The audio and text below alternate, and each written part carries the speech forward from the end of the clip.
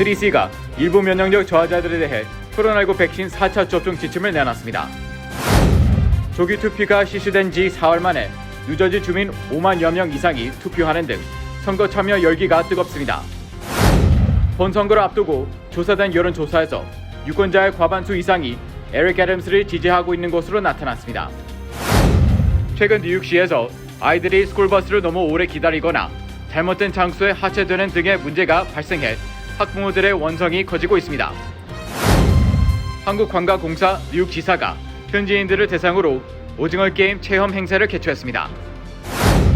미국에서 남녀 외 제3의 성별 X를 표기한 첫 여권이 발행됐습니다. 미 당국이 부두의 컨테이너를 장기간 쌓아두는 해운 선사에 1인당 $100의 벌금을 부과합니다.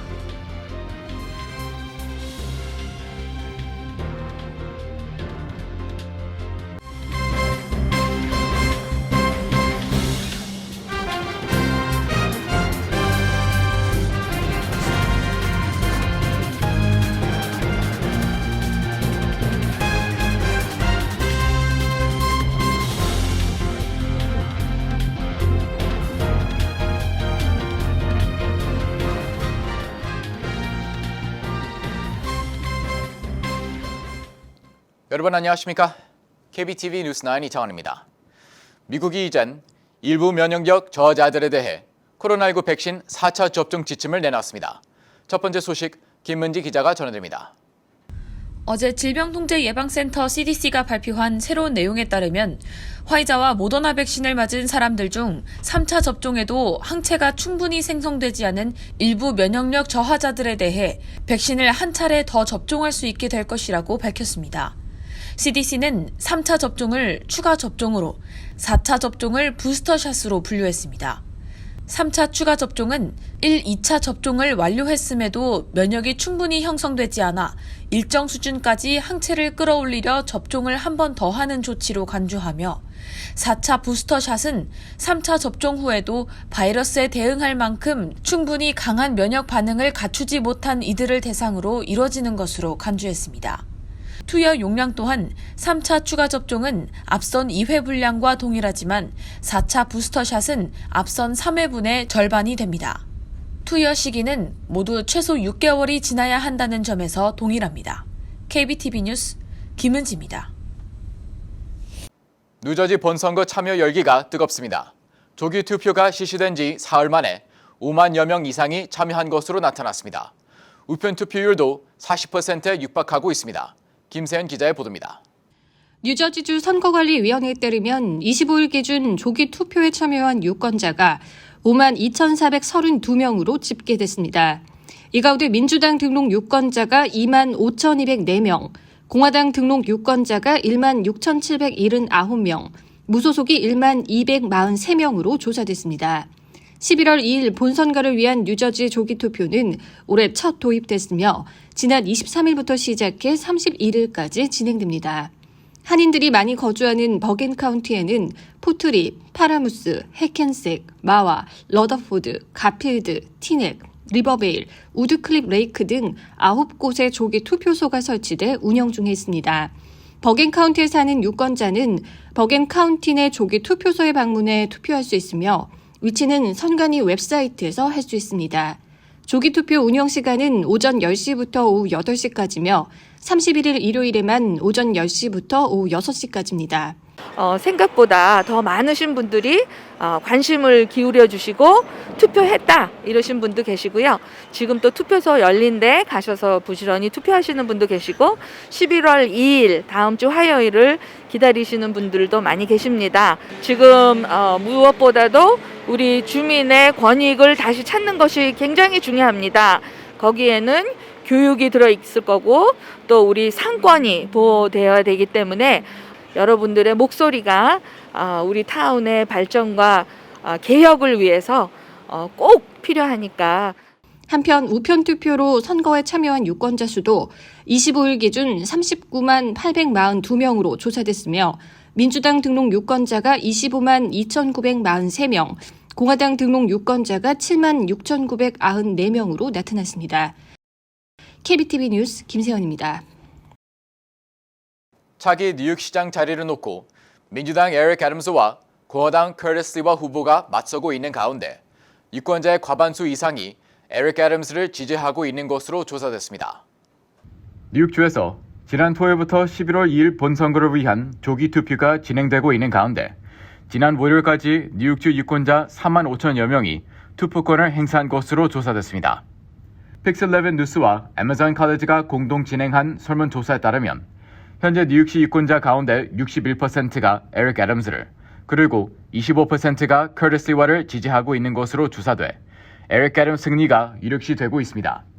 뉴욕시 유권자 가운데 차기 시장 선출에 있어 가장 중점적으로 보는 문제로 범죄율 해결이 34%로 가장 많았고 노숙자 문제가 19%, 고용 문제가 11%, 그리고 코로나19 관련 보건 문제가 8%의 응답률을 기록했습니다. 이들 두 후보는 화요일 밤 WABC-TV 스튜디오에서 열린 마지막 토론회에서 치열한 정책 대결을 벌였습니다. 애덤스 후보는 차기 시장으로 당선되면 팬데믹으로 어려운 소상공인들을 지원하고 뉴욕시 경제 활성화를 위해 최선을 다하겠다고 약속했습니다. 또 최근 뉴욕시가 내린 공무원 대상 백신 접종 의무화 행정명령을 지지한다고 밝혔습니다. 이에 반해 슬리와 후보는 백신 접종 의무화를 반대한다고 강조했습니다. 슬리와 후보는 백신 접종을 원치 않은 공무원들에게는 매주 코로나19 테스트를 진행하라고 촉구했습니다. 슬리와는 뉴욕시 식당 실내 입장 시 백신 접종서 확인 의무화에 대해 반대하며 백신 접종 증명서를 요구하지 않은 뉴저지로 손님을 뺏길 수 있다고 지적했습니다. 11월 2일 본선거는 이제 7일 남겨두고 있습니다.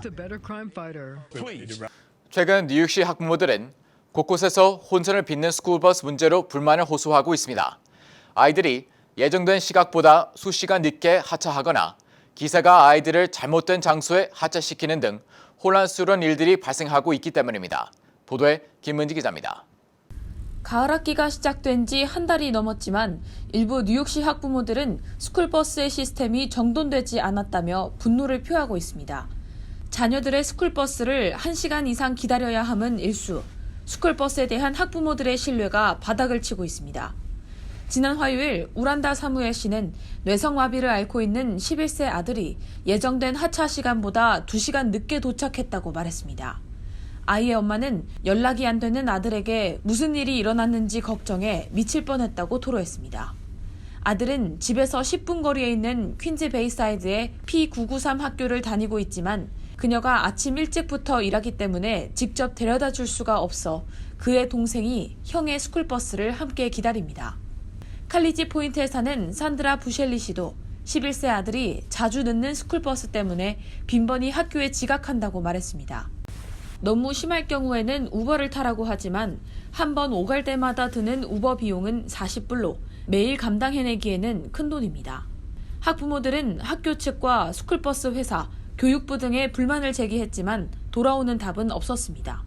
앞서 교육부 측은 운전자가 노선 경로를 2배로 늘릴 수 있도록 해 문제를 개선하겠다고 밝힌 뒤 실제로 2019년에 비해 올해 첫 20일 동안은 불만 신고 접수가 60% 감소했지만 여전히 특정 사례들은 해결되지 않고 있습니다. 퀸즈의 한 악명 높은 스쿨버스 회사는 학생들을 잘못된 장소에 내려주는 경우도 있습니다. PS384Q에 재학 중인 한 7살 여자아이는 수업이 끝난 후 스쿨버스를 탔지만 정차했을 때 그곳은 집이 아니었습니다. 아이의 엄마도 당시 버스에 올라탔을 때 딸이 없었다며 놀란 가슴을 쓸어내렸습니다.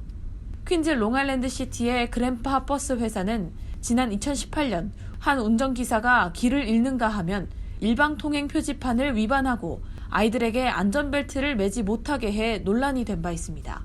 회사는 문제의 운전자를 해고하고 부모가 자녀를 추적할 수 있도록 버스의 위치 추적 시스템을 설치했지만 잘못된 장소에 하차시키는 문제는 여전한 것으로 전해졌습니다. KBTV 뉴스 김은지입니다. 세계적으로 선풍적 인기몰이를 하고 있는 넷플릭스 드라마 오징어 게임에 등장한 한국 놀이를 직접 체험할 수 있는 행사가 뉴욕 한국판에서 펼쳐졌습니다. 김세현 기자의 보도입니다.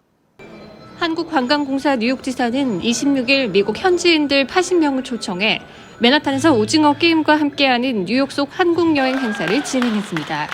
이번 행사는 낮 12시 20분부터 저녁 6시 30분까지 약 6시간 동안 진행됐습니다. 참가자들은 세계 5대 박물관 중 하나인 메트로폴리탄 박물관의 한국관, 뉴욕 한국문화원, 코리아타운, 타임스퀘어의 한국 캐릭터 상점인 라인 프렌즈 스토어 등 맨하탄 속의 한국 관련 장소들을 직접 방문했습니다. 이들은 뉴욕 한국문화원에 전시 중인 한국 영화배우 200인 사진전 중에서 오징어 게임의 주연 배우인 이정재 사진 앞에서 열광하며 단체로 기념 촬영을 하는 등 이색 체험들이 진행됐습니다. 또 넷플릭스 드라마 오징어 게임에 등장하는 한국 놀이가 전 세계인들에게 큰 관심과 사랑을 받고 있는 가운데 행사에 참가한 사람들도 초록색 유니폼 차림으로 무궁화 꽃이 피었습니다. 달고나, 딱지치기 등 인기 게임을 직접 체험하는 진풍경이 벌어졌습니다.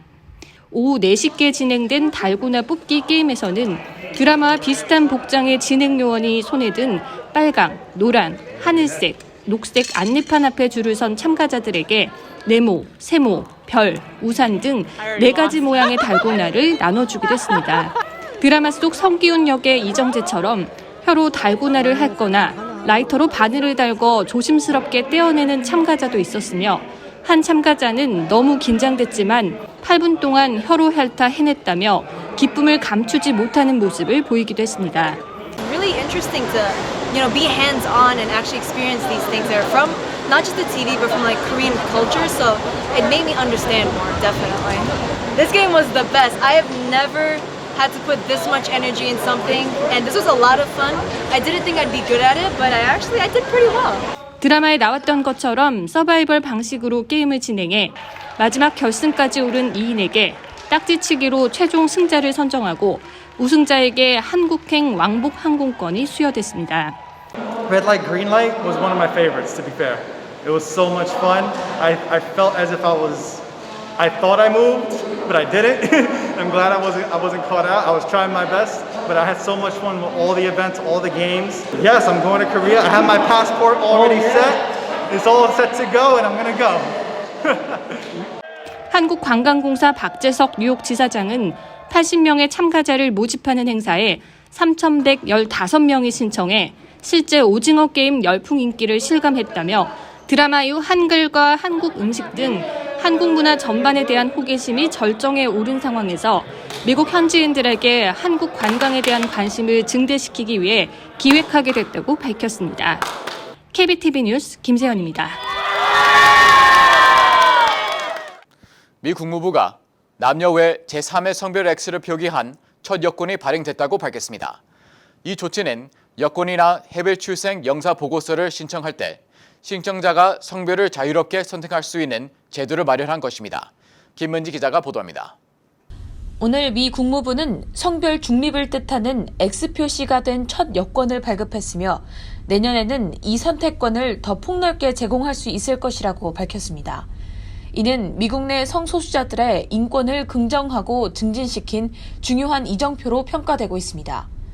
제시카 스턴 LGBTQ 인권 외교 특사는 이번 조치는 이전 남과 여보다 더 많은 인간의 성 특징이 있다는 현실을 정부 문건에 담은 것이라며 역사적으로 축하할 만한 것이라고 말했습니다. 그러면서 인간은 자신의 진짜 신분을 나타내는 신분 증명서를 얻었을 때 더 큰 존엄성과 존중을 받으며 살아간다고 덧붙였습니다. 다만 이 여권이 누구에게 발급됐는지는 밝히지 않았습니다. 지난 6월 30일 미 국무부는 성소수자 존엄 증진을 위한 여권 발급 절차 개정을 발표했습니다. 여권이나 공식 신분증에 남성을 뜻하는 M 또는 여성을 뜻하는 F 대신 X로 표시할 수 있게 된다는 내용으로 시스템 재정비를 거쳐 이를 올 연말까지 적용하겠다고 밝힌 바 있습니다. 지금까지는 신청자의 성별이 시민권이나 신분증명서에 나온 것과 일치하지 않을 경우 의학적 증명서를 제출해야 했지만 앞으로는 의사 소견 없이 신청자 스스로가 자신의 성별을 선택해 표시할 수 있게 됐습니다. 현재 전 세계에서 여권의 X성별 표시를 허용한 국가는 미국을 포함해 호주, 뉴질랜드, 네팔, 캐나다 등으로 알려졌습니다. KBTV 뉴스 김은지입니다. 물류 대란으로 곤란을 겪고 있는 가운데 미 당국이 부두의 컨테이너를 장기간 쌓아두는 해운 선사에 적재 벌금을 부과하기로 했습니다. LA 항만청과 롱비치 항만청은 다음 달부터 트럭에 실을 컨테이너는 9일, 철도 운송이 예정된 컨테이너는 사흘간 부두에 쌓아둘 수 있지만 이 기간을 넘길 경우 벌금이 부과된다고 발표했습니다. 최초 벌금은 컨테이너 한 대당 $100이며 매일 $100씩 인상됩니다. 이는 항만터미널을 가득 채운 컨테이너로 인해 다른 컨테이너의 정박과 하역 작업에 어려움을 겪자 컨테이너를 하역할 수 있는 공간을 확보함으로써 항만 병목 현상을 해소하려는 조치로 풀이됩니다. 마리오 코데로 롱비치 항만청 이사는 물류 대란 속에 항만터미널 공간이 부족해 부득이 벌금 부과 조치를 통해 컨테이너선이 짐을 내릴 장소를 확보하려는 것이라고 말했습니다. 이를 두고 물류 전문가들은 항만 병목에 이어 육상 운송도 꽉 막혀 있어 벌금 부과 조치가 효과가 있을지에 의문을 제기했으며 글로벌 물류업체 세코는 화물을 빼낼 트럭도 없고 보관할 창고도 충분치 않은 상황에서 비현실적 대책이라고 지적했습니다. 이번 조치로 인해 한인 물류 회사들도 유통업체 등 화주의 부담만 더 커질 것으로 우려했습니다.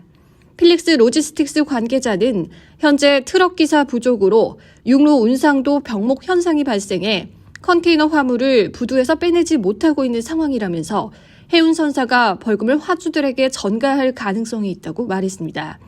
KBTV 뉴스 김세연입니다.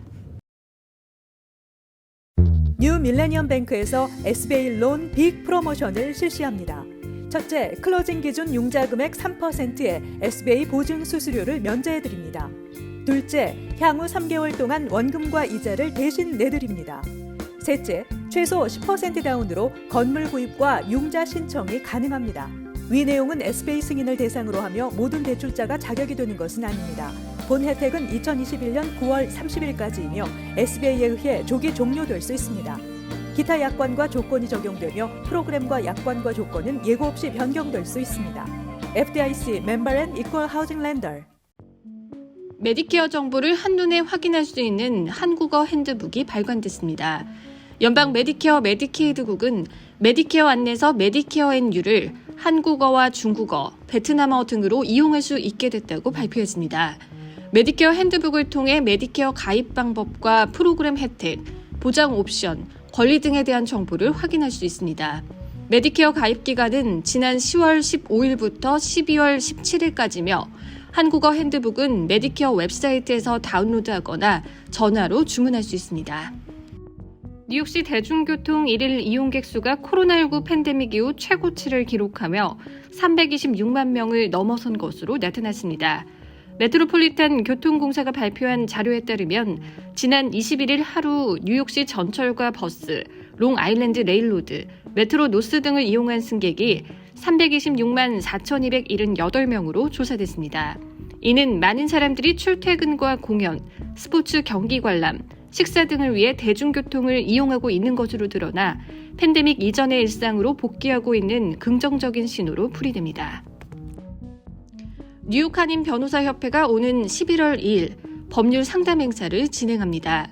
코로나19 팬데믹으로 인해 전화 상담으로 진행되는 이번 행사에 참여를 원하시는 분들은 온라인으로 상담서를 작성하거나 변호사협회 이메일 혹은 전화로 신청하실 수 있습니다. 한편 이번 프로그램은 최창호, 남창희, 최홍경 변호사가 상담을 진행할 것으로 알려졌습니다. 미 전역 대학 학부생 등록이 2년 연속 감소한 것으로 나타났습니다.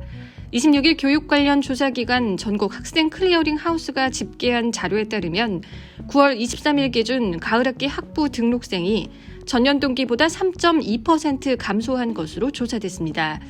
이는 코로나19 여파로 등록을 포기한 학생이 올해에도 복귀하지 못하고 있는 것을 보여주는 지표로 풀이됩니다. 학교 유형별로는 4년제 공립대가 학생 수가 2% 감소했고 4년제 사립대는 0.7%, 2년제 커뮤니티 칼리지는 5.6% 감소해 4년제 대학보다 더 타격을 받은 것으로 나타났습니다. 또한 학부에 등록한 아시안 학생 수도 전년 대비 2% 줄었으며 타 인종에 비해서는 덜한 것으로 나타났습니다. 잠시 후 커뮤니티 브리핑을 전해드립니다.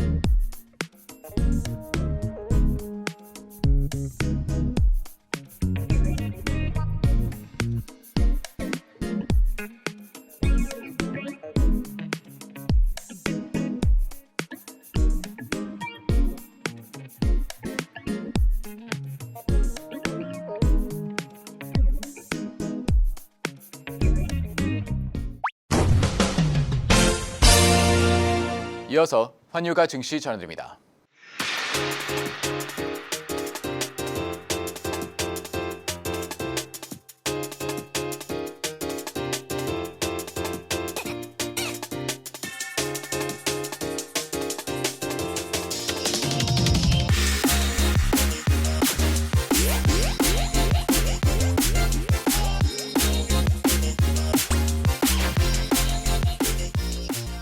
잠시 후 뉴욕과 뉴저지 날씨 전해드립니다.